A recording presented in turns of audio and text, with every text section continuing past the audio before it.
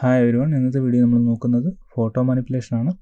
ടെക്സ്റ്റും ഇമേജും ഉള്ളപ്പോൾ അതിനെ ടൈപ്പോഗ്രഫി എന്ന് നമ്മൾ പറയപ്പെടുന്നതാണ്. അപ്പോൾ ഇതെങ്ങനെയാണ് ഉപയോഗിക്കുന്നത് നമുക്ക് നോക്കാം. ഈ വീഡിയോ ഉപകാരപ്പെട്ടെങ്കിൽ ലൈക്ക് ചെയ്യുക, കമൻറ്റ് ചെയ്യുക, സബ്സ്ക്രൈബ് ചെയ്യുക. നമുക്ക് വീഡിയോയിലേക്ക് കിടക്കാം.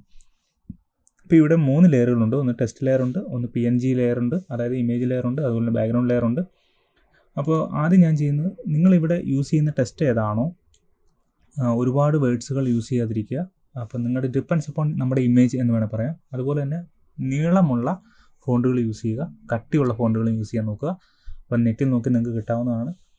അപ്പോൾ നമുക്ക് ഈ ടെക്സ്റ്റിനെ ആദ്യം എന്ത് ചെയ്യണം, ഇവിടെ മേളിൽ കൊണ്ടുവെക്കുമ്പോൾ ഇതിൻ്റെ ആകൃതിയും നമുക്ക് വരണം. ആകൃതി വരാനായിട്ട് ഇതിനെ എന്ത് ചെയ്യണം, റാപ്പ് ചെയ്യണം. റാപ്പ് ചെയ്യണമെങ്കിൽ ഈ ടെക്സ്റ്റിൽ തന്നെ റൈറ്റ് ക്ലിക്ക് ചെയ്തിട്ട് എന്ത് ചെയ്യുക, കൺവേർട്ട് സ്മാർട്ട് ഒബ്ജക്റ്റ് കൊടുക്കുക.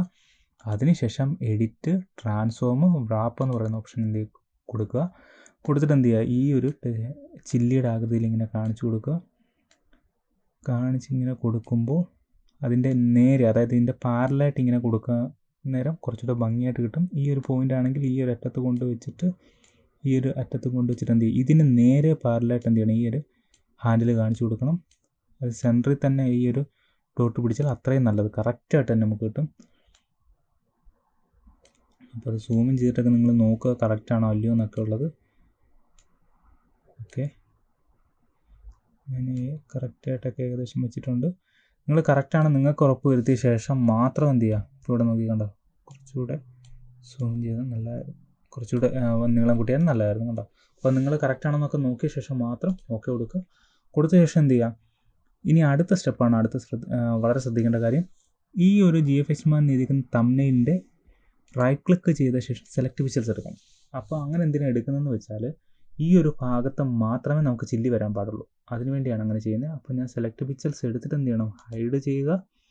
ചില്ലിയിൽ പോയ ശേഷം മാസ്കിൽ ആഡ് ചെയ്ത് കൊടുത്ത് എന്ത് ചെയ്യുക, ആ ഒരു ഭാഗത്ത് മാത്രമേ ചില്ലി വരുള്ളൂ. നമുക്ക് നോക്കാം.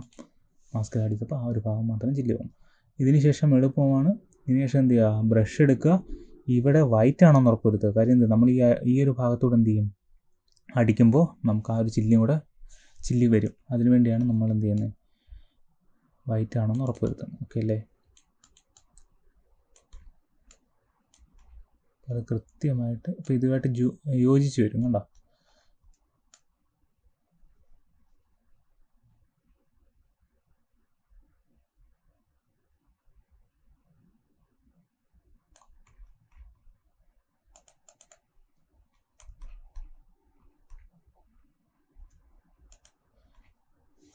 ഇത്രയേ ഉള്ളൂ കാര്യം, ഈസിയാണ്.